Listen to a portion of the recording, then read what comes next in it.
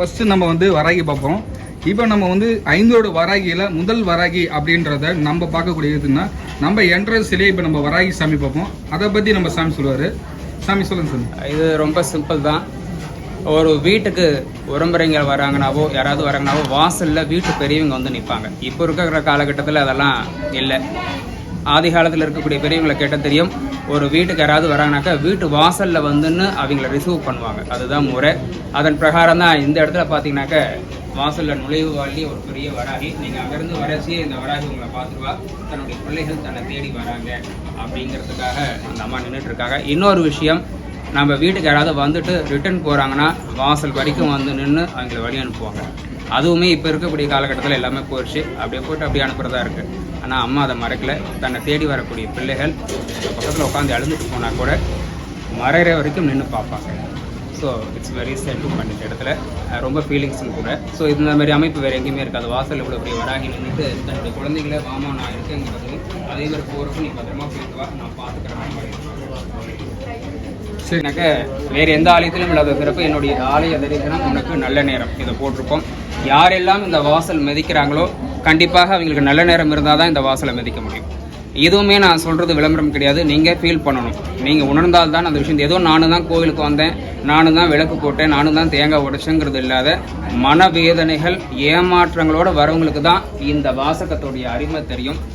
நோயாளிக்கு தான் மருந்துடைய தன்மை தெரியும். பசிச்சவனுக்கு தான் சாப்பாடுடைய தன்மை தெரியும். அது மாதிரி வாழ்க்கையில் ஏமாற்றப்பட்டு கஷ்டப்பட்டிருக்கக்கூடிய அன்பர்களுக்கு தான் இந்த வாசகத்தோடைய தாற்பயம் புரியும். அதே போல் வாசல்லே பார்த்தீங்கன்னாக்க சிவபெருமானும் அகிலாண்டேஸ்வரியும் இங்கே இருப்பாங்க. இவருடைய அருள் இல்லாமலும் இந்த இடத்துக்கு வர முடியாது. வேறு எந்த ஆலயத்திலுமே இந்த மாதிரி வாசலில் இருக்க மாட்டாங்க. பொதுவாக சிவன்னா அவருக்கு ஒரு ஆலயம் இருக்கும். இந்த வாசலில் இந்த கோவிலில் மட்டும்தான் சிவபெருமானும் அகிலாண்டேஸ்வரும் வாசல்லே இருப்பாங்க. என்ன காரணம்னாக்க இந்த ஆலயத்துக்கு வரவங்களுக்கு தலையெழுத்து இருந்தால் மட்டும்தான் சிவபெருமானுடைய ஆசீர்வாதமும் அகிலத்துக்கெல்லாம் தாயாக இருக்கக்கூடிய அகிலாண்டேஸ்வருடைய ஆசீர்வாதம் இருந்தால் மட்டும்தான் இந்த மண்ணை மிதிக்க முடியும், வராகி கிட்ட போக முடியும். ஏன்னா படியளக்கிற பரமேஸ்வரர் என்னதான் வராகி தரிசனம் பண்ணாலும் அவர் தான் படியளக்கக்கூடிய தெய்வம். ஸோ அவருடைய அனுகிரகம் ஆசீர்வாதம் இருந்தால் தான் நம்ம கஷ்டம் தீரணும், நம்ம தலையெழுத்து மாறணும்னு அவர் நினைச்சாதான் இந்த இடத்துக்கு வர முடியும். எவ்வளோ பெரிய ஆளாக இருந்தாலும் சரி, எவ்வளோ பெரிய கோடீஸ்வரனாக இருந்தாலும் சரி, இந்த இடத்துக்கு அது வேலையே ஆகாது. பரமேஸ்வரனும் அகிலாண்டீஸ்வரியும் நீ இந்த இடத்துக்கு வரணும்னு உனக்கு உத்தரவு கொடுத்தா மட்டும்தான் இந்த இடத்துக்கு வர முடியும். அதற்காக தான் இந்த வாசலில் பரமேஸ்வரனும் பார்வதியும் பிரதிஷ்டை பண்ணியிருக்கிறோம். அடுத்து நம்ம ஆலயத்துக்குள்ளே போனாக்கா ஆதி கணபதி முதல் கோயில் ஆரம்பித்த காலத்துலேருந்து இருக்கக்கூடிய ஆதி விநாயகர், விக்ன விநாயகர்னு கூட சொல்லலாம். எல்லா விஷயத்துக்கும் முழு முதற் கடவுள் விநாயகர் பெருமான், அவரை தரிசனம் பண்ணிக்கலாம்.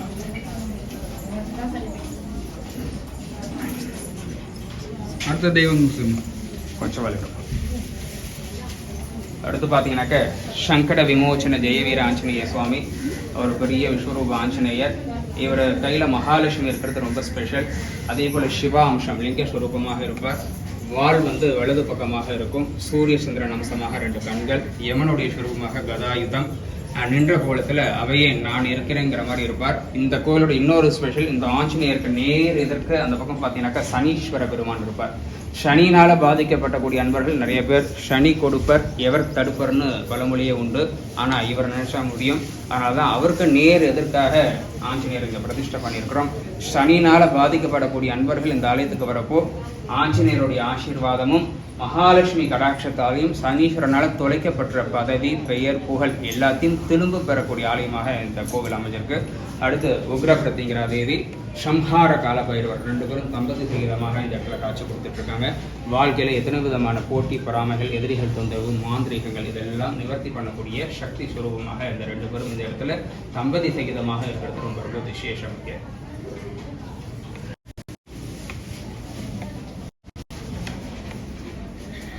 அப்போ நம்ம அடுத்ததாக பார்க்க போகிற தெய்வம் சொல்லி அடுத்து மங்கள துர்க்கை.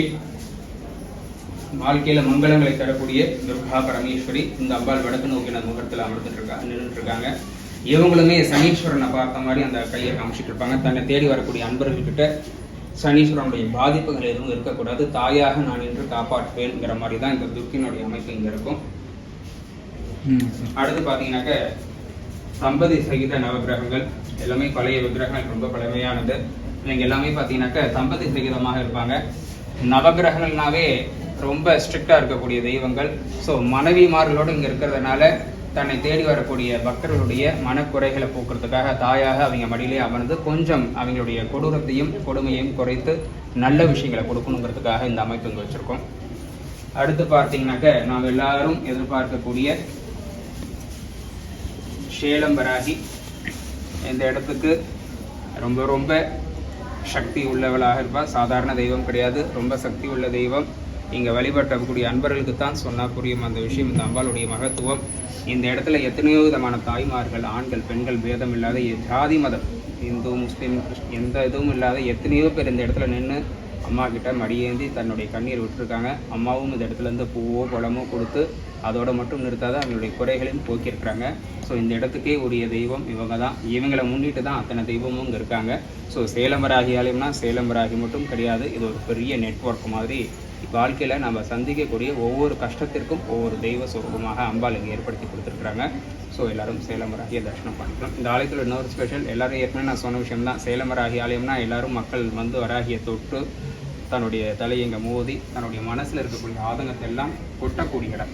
இந்த கோவில் வந்து பூஜை புனஸ்காரத்துக்கான கோவில் கிடையாது, மக்களுடைய உணர்வுகளுக்கும் அவங்களுடைய கண்ணீருக்கு மட்டும் இருக்கக்கூடிய கோவில். அதை மக்கள் வந்து ரொம்ப நல்லா புரிஞ்சுக்கணும். இந்த கோவிலில் வேதம் சொல்கிறதோ பூஜை பண்ணுறதோ புனஸ்காரம் ஒன்றுமே கிடையாது. மக்கள் வந்து தினசரி தன்னுடைய கண்ணீரால் அம்பாளுக்கு ஆராதனை காமிக்கிறாங்க. அந்த கண்ணீருக்கு மிஞ்சினது நீங்கள் எத்தனை கோடி தங்கம் வச்சாலும் வேலையாகாது.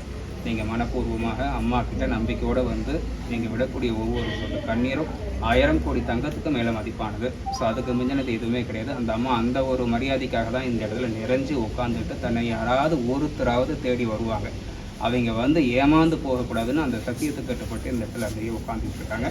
தினசரி நிறைய மக்கள் வராங்க. தினசரி அந்த அம்மா கிட்ட பாதத்தில் தன்னுடைய கண்ணீரை சேர்த்துட்டு தான் இருக்காங்க. இன்னும் வாழ்க்கையில் நிறைய மாற்றங்கள் அனுபவிச்சுட்டு தான் இருக்காங்க. ஸோ நீங்களும் வாங்க, வராகிட்ட பிரார்த்தனை. Okay sir. அடுத்து நம்ம வெளியில் பார்க்குறோம் தீப வராகின்னு சொல்கிறோம்.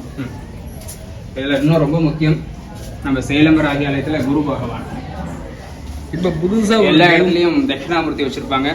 நம்ம ஆலயத்தில் மட்டும் பிரகஸ்பதி தேவலோக குருன்னு சொல்லக்கூடியது கஜவாகனம். திட்டையில் இவருக்கு சன்னதி உண்டு. அதுக்கு அடுத்ததாக நம்மளுடைய ஆலயத்தில் இந்த விக்கிரகம் உண்டு. தட்சிணாமூர்த்தி கிடையாது. இங்கே ஜாதகத்தில் நவகிரகத்தில் இருக்கக்கூடிய குரு பகவானியை நாங்கள் இங்கே பிரதிஷ்டை பண்ணியிருக்கோம்.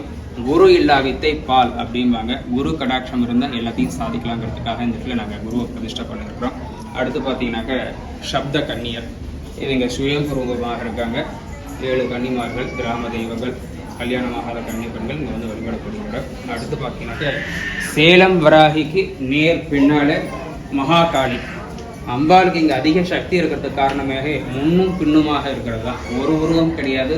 இந்த இடத்துல சேலம் வராகினா முன்பக்கம் காளியாகவும் அதே அவளுக்கு பின்பக்கம் மகா வராகியாகவும் காட்சி கொடுக்கறதுனால தான் இந்த வராகிக்கு ரொம்ப ரொம்ப அதிகமான சக்தி இருக்கிறது காரணமே இந்த முறை தான். இந்த பக்கம் காளி இருப்பாங்க, அதே பின்பக்கம் போனீங்கன்னாக்கா வராகி அமர்ந்துட்டு இருப்பாங்க. ஸோ இந்த 2 சக்திகளும் சேர்றதுனால தான் இந்த ஆலயத்துக்கு வரவங்களுடைய மனக்குறைகள் உடனுடனே தீர்றது, நல்ல விஷயங்கள் நிறைய நடக்கிறதுக்கு காரணமே இந்த அமைப்புனால தான். இது வேற எங்கேயுமே இல்லாத அமைப்பு. எல்லா இடத்துலையும் வராகினா வராகி மட்டும்தான் இருப்பாங்க, இங்கே மட்டும்தான் முன்னும் பின்னுமாக அமர்ந்திருக்கிறது இங்கே ரொம்ப ஸ்பெஷல். இப்போ புதுசாக நாங்கள் பிரதிஷ்டை பண்ணது அது இங்கே வந்து சின்ன மஸ்தா தசமகா வித்யில ரொம்ப ரொம்ப முக்கியமானவங்க. தமிழில் அரித்தலைச்சின்னு சொல்லுவாங்க. இந்த வழிபாடு ரொம்ப ரொம்ப குறைவு, தமிழகத்தில் எங்கேயும் கிடையாது. சேலமில் முதல் முறையாக, தமிழகத்திலே கூட சொல்லலாம், இந்த வழிபாடு ரொம்பவே மறந்துட்டாங்க. இந்த வழிபாடு இங்கே எங்கேயுமே கிடையாது. இந்த அம்பாள் ரொம்ப உக்ரஸ்வரூபம். ஆனால் கோபம் இருக்கிற இடத்துல தான் குணம் இருக்குன்னு சொல்லுவாங்க. தன்னை தேடி வரக்கூடிய பக்தர்கள்கிட்ட தன்னுடைய அன்பை பொழியக்கூடிய தெய்வம்.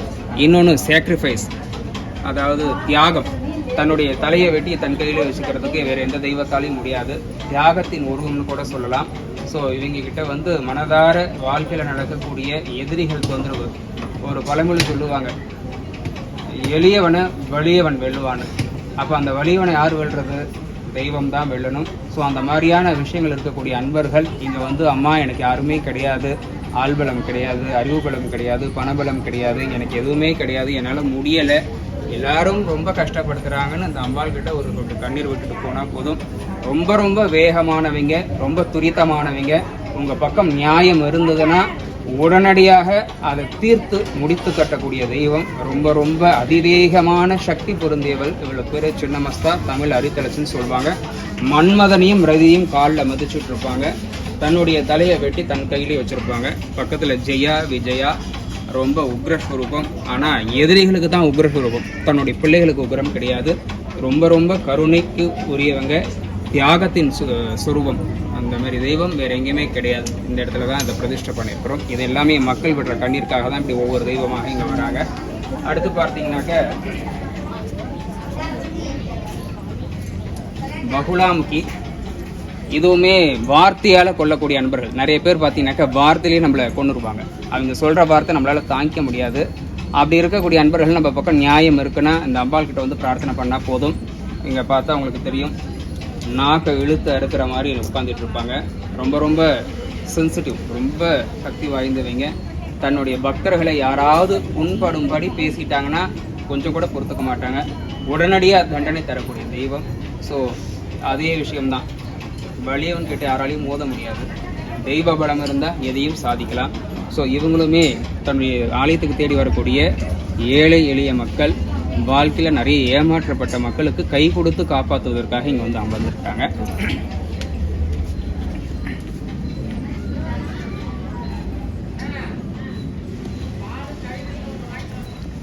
அடுத்தது நம்ம உள்ள பிரம்மாண்டமான ஒரு அம்மன் தான் நம்ம பார்க்க போகிறோம். அதை பற்றி நம்ம சாமி சொல்லுவாருங்க, வாங்க. அடுத்து ரொம்ப ரொம்ப முக்கியம், பிரம்மா சரஸ்வதி. பிரம்மாவுக்கு எங்கேயுமே ஆலயம் கிடையாது. நம்ம சேலம் வராகி ஆலயத்தில் வரக்கூடிய பக்தர்கள் நிறைய பேர் கண்ணீரும் கஷ்டமுமாக தான் வராங்க. யாருமே நம்ம ஆலயத்துக்கு வரீங்க நான் செட்டில்டுன்னு வர்றது கிடையாது. பெரிய ஆள் முதல் சாதாரண மக்கள் வரைக்கும் நிறைய பேர் கண்ணீரும் கஷ்டமுமாக தான் வராங்க. அவங்க தலையெழுத்தை மாத்திரத்துக்காக வராகி இந்த இடத்துல பிரம்மாவை பிரதிஷ்டை பண்ண வச்சுருக்கா. யாரெல்லாம் இங்கே வந்து பிரம்மாவையும் சரஸ்வதியும் வழிபட்டு பிரதட்சணம் பண்ணுறாங்களோ அவங்களுடைய தலையெழுத்து மாற்றி எழுதி இனி வரக்கூடிய காலங்கள் சுபமாக இருக்கணுங்கிறதுக்காக இந்த இடத்துல அம்பாள் இங்கே பிரதிஷ்டை பண்ண வச்சுருக்காங்க. அதே போல் சரஸ்வதி ரொம்ப ரொம்ப வித்தியாசமான சரஸ்வதி. நான் சொன்ன மாடர்ன் சரஸ்வதின்னு கூட சொல்லலாம். பொதுவாக சரஸ்வதினா வீணை இருக்கும், இங்கே வீணைக்கு பதிலாக மடியில் ஒரு குழந்தைய உட்காத்தி வச்சுட்டு இருக்காங்க. என்ன ரீசன்னாக்க இப்போ இருக்கக்கூடிய காலகட்டத்தில் மனிதன் பிறந்ததுலேருந்து போய் சேர்ற வரைக்கும் வாழ்க்கையில் சந்திக்கக்கூடிய கஷ்டம் நஷ்டம் கொஞ்சம் நஞ்சம் இல்லை, எவ்வளோ விதமான போராட்டங்கள். அப்போ பிரம்மா படைச்சிட்டாருன்னா அதுக்கு தாயாக இருக்கக்கூடியது சரஸ்வதி தான். தன்னுடைய குழந்தைங்க கஷ்டப்படுறதை பார்த்துட்டு பொறுத்துக்க முடியல, வீணையை தூக்கி வச்சுட்டு எனக்கு வீணை தேவையில்லை, என் குழந்தைங்க தான் எனக்கு முக்கியம்னு தாயாக அரவணைச்சு மடியில் வச்சுருக்காங்க. அதுதான் இந்த விக்கிரகத்தோடைய கான்செப்ட். ஸோ இதை நாங்களாக விஷயம் செட் பண்ணோம். பட் இப்போ நடைமுறைக்கு இது ரொம்ப பெஸ்ட்டாக இருக்குது. நீங்களே யோசிச்சு பாருங்க, இப்போ இருக்கக்கூடிய சரஸ்வதிக்கு வீணை முக்கியமாக குழந்தைங்க முக்கியமானாக்க குழந்தைங்க தான் முக்கியம். வீணை வாசிச்சு ஒன்றும் ஆக போகிறது கிடையாது. தன்னுடைய குழந்தைகளை அரவணைக்கிறது தான் ரொம்ப முக்கியம். அதனால் யாரெல்லாம் வாழ்க்கையில் கஷ்டப்படுறாங்களோ அவங்களெல்லாம் இந்த அம்பாள் தன்னுடைய மடியில் வச்சுட்டு பிரம்மாட்ட சொல்லி இனிமேலாவது அவங்க வாழ்க்கையில் ஒரு பிரகாசத்தை கொடுங்க, வாழ்க்கையை மாற்றி அமைங்கன்னு சொல்கிற விதமாக இங்கே நாங்கள் பிரம்மா சரஸ்வதி பிரதிஷ்டை பண்ணியிருக்கிறோம். இதில் இன்னொரு விஷயம், இப்போ சேலம் வராகினா அங்கே நாம் பார்த்த ஆதிவராகி, இப்போது அதை விட அதிபயங்கரமாக ஒரு பெரிய உக்ரஸ்வரூபமாக நம்ம பார்க்க போகிறோம். மக்கள்கிட்ட ரொம்ப நெருக்கமானவங்க. அங்கே வராகிட்ட எவ்வளோக்கு எவ்வளோ நெருக்கமாக இருக்காங்களோ அதை விட இந்த அம்மா கிட்ட மக்கள் ரொம்ப நெருக்கம். ஒரு தாயும் குழந்தையும் போல இந்த இடத்துல வரக்கூடிய அன்பர்கள் அந்த அம்மா கிட்ட ரொம்ப நெருங்கி இருப்பாங்க. அம்பாள் பார்க்குறதுக்கு ரொம்ப பயங்கரமாக கம்பீரமாக இருப்பாங்க. கையில் கலப்பை உலக்க சக்கரம் சங்கு ஒரு பெரிய வாள், அசுரனுடைய தலை, அதே போல் கேடயம். இதில் இன்னொரு ஸ்பெஷல் என்னென்னா ரொம்ப பேத்துக்கு தெரியறதில்ல, இந்த ஆலயத்துக்கு எவ்வளோ பெரிய கஷ்டத்தோடு வந்தாலும் சரி இந்த இடத்துல வந்து தன்னுடைய தலையை மோதிக்கிட்டாலே போதும், வாழ்க்கையில் இருக்கக்கூடிய கஷ்ட நஷ்டம் எல்லாமே பஞ்சு போல பறந்துடும். அது ரொம்ப பேத்துக்கு தெரியறதில்ல. இந்த கை வேறு எந்த ஆலயத்துலையுமே இந்த அமைப்பு இருக்காது. நீங்கள் இங்கே இருந்து வீடியோவில் பார்க்குறப்ப தெரியும். இப்படி போய் நிற்கிறப்போ ஒரு தாய் குழந்தை போல எவ்வளோ வேலை இருந்தாலும் நான் உன்னை பார்த்துக்கிறேன் பயப்படாதங்கிற மாதிரி இந்த அரைவடிப்பற கை வந்து எங்கேயுமே கிடையாது. நம்ம கஷ்டத்தில் இருக்கிறப்போ கை கொடுக்குறோம், நம்ம இருக்கக்கூடாது. எந்த தெய்வமும் கை கொடுக்கறதுக்கு ஆன வாய்ப்பு இங்கே இல்லை. பட் இங்கே பார்த்தீங்கன்னாக்கா வராகிக்கு வந்து 7 கை ரொம்ப பிஸியாக இருந்தால் கூட இந்த ஒரு கை வந்து தன்னை தேடி வரக்கூடிய பக்தர்களுக்காக இந்த கை வச்சுருக்காங்க. நான் எப்போ ஆலயத்துக்கு முதல்ல வந்தாலும் இந்த அம்மாவுக்கு வந்து ஒரு ஷேக் கொடுப்பேன். நம்ம யாராருக்கெல்லாம் கை கொடுக்குறோம், தெய்வத்துக்கு கொடுத்தா அவ்வளோ பெரிய நல்ல விஷயம். அதனால் இனி வரக்கூடிய அன்பர்கள் தயவு செய்து அந்த இடத்துல வந்து உங்கள் தலையை இங்கே வைங்க. கண்டிப்பாக அது ஒரு பெரிய நிவாரணமாக இருக்கும். வாழ்க்கையில் ரொம்ப கஷ்டப்படுறவங்க, அழுகையில் இருக்கிறவங்களுக்கு ஒரு பெரிய ஆறுதல். மனுஷெல்லாம் ஏமாற்றிட்டு போயிடுவான், தெய்வம் தான் காப்பாற்றும். ஸோ இந்த கையை வந்து என்னுடைய வாழ்க்கையில் மறக்க முடியாது. எனக்கு நல்ல பல விஷயங்கள், எனக்கு நிறைய சப்போர்ட், அதே போல் நிறைய தைரியம், எத்தனையோ இந்த கோவில் ரன் பண்ணுறதுல எவ்வளோ பிரச்சனை. நான் யார்ட்டையும் டொனேஷன் வாங்குறது கிடையாது, சொந்த பணம் சொந்த நிலம், இதை சொல்லக்கூடிய நிர்பந்தம் இப்போது. ஆனால் எனக்கு எவ்வளோ பிரச்சனை கொடுத்தாங்க, அத்தனை பிரச்சனைகளையும் இந்த கை தான் என்னை வந்து காப்பாற்றினது. மனுஷன் யாரும் எனக்கு வரல. இந்த கையை எப்போவுமே என்னால் மறக்க முடியாது. என்னுடைய நம்பிக்கைன்னு கூட சொல்லலாம். இந்த நம்பிக்கை உங்களுக்கும் இருக்கணும். ஸோ எப்போ வந்தாலும் இந்த அம்பாளுக்கு ஒரு கை கொடுத்துட்டு உங்கள் தலையை இங்கே மோதிட்டு போங்க. நல்ல பாசிட்டிவ் வைப்ரேஷன்.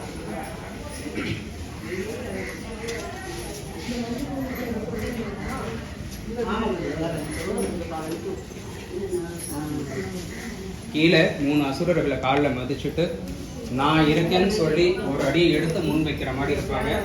வேற எங்கேயுமே இந்த விக்கிரக அமைப்பு இருக்காது. பொதுவாக வராகிலாம் நின்றுட்டு இருப்பாங்க, இல்லைன்னா உட்காந்துட்டு இருப்பாங்க. இந்த இடத்துல மட்டும்தான் வராகி நடந்து வர மாதிரி இருப்பாங்க. மக்கள் அலறப்போ நீ ஒன்றும் கவலைப்படாத, நான் பார்த்துக்கிறேன்னு சொல்லி ஒரு அடி எடுத்து முன்ன வைக்கிற மாதிரி இந்த அம்பாளுடைய அமைப்பு அமைஞ்சிருக்கு. நிறைய பேர் எலுமிச்சம்பழம் மாலை, அம்பாளுக்கு வராகிக்குனா மஞ்சள் மாலை ரொம்ப பிரியம். ஆனால் இந்த வராகிக்கு வந்து நிறைய பேர் எலுமிச்சம்பழ மாலை போடுவாங்க. அந்த எலுமிச்சம்பழம் போடுறதோடைய தாற்பயமே வந்து வேண்டிட்டு போகிறாங்க. விதின் 2 or 3 days, 2-3 நாளில் நிறைவேறுகிறதுன்னு சொல்லிட்டு 108, 54 அவங்க எங்கள் சக்திக்கு தகுந்தாற் போல் இந்த எலுமிச்சம்பழ மாலை போடுறாங்க. எலுமிச்சம்பழனாவே கம்பீரத்தை தரக்கூடியது. இந்த அம்பாளுடைய உடல் அமைப்புக்கு தகுந்தாற் போல் இந்த மாலையும் அமைஞ்சிருக்கு. நிறைய இப்போ வர மக்கள் வந்து இந்த வராகிட்ட ரொம்ப ஒன்று இணைஞ்சிட்டாங்க. காரணம் அவங்க தரக்கூடிய அரவணைப்பு. பார்க்குறதுக்கு உக்கிரமாக இருந்தாலும் கூட நமக்கு அந்த உக்கிரம் கிடையாது. நம்மளை பிரச்சனைக்கு தரக்கூடிய இதுக்கு தான் அந்த சொரூபம். நமக்கு எப்பயுமே அந்த கை மாதிரி ஆறுதல் தரக்கூடிய வராகியாக தான் இருப்பாங்க. ரொம்ப ரொம்ப பவர்ஃபுல். இந்த நல்ல நேரத்தில் இன்னொரு விஷயமும் தெரிவிச்சுக்க விரும்புகிறேன். இன்னும் கூடிய சீக்கிரத்துலேயே நான் இதை வந்துட்டு ஷெட்டெல்லாம் எடுத்துகிட்டு ஒரு பெரிய மண்டபம் போட போகிறேன். மண்டபம் போட்டு இங்கே அந்த பக்கம் அஷ்டபைரவர், அந்த பக்கம் அஷ்டலக்ஷ்மி, இன்னும் கொஞ்சம் வளர்ச்சியெல்லாம் இருக்குது. ஸோ வராகினுடைய சப்போர்ட் எனக்கு இருக்கிறப்போ சீக்கிரம் அதையும் முடிச்சிருவோங்கிற நம்பிக்கை இருக்குது. பார்க்கலாம் கூடிய சீக்கிரம். Okay sir. இன்னொரு முக்கியமான விஷயம் மறுபடியும் சொல்கிறேன்.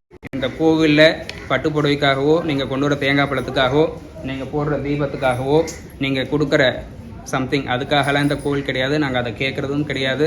இந்த கோவில் அர்ச்சனை ஹாரதி கிடையாது, பூஜை புனஸ்காரம் கிடையாது.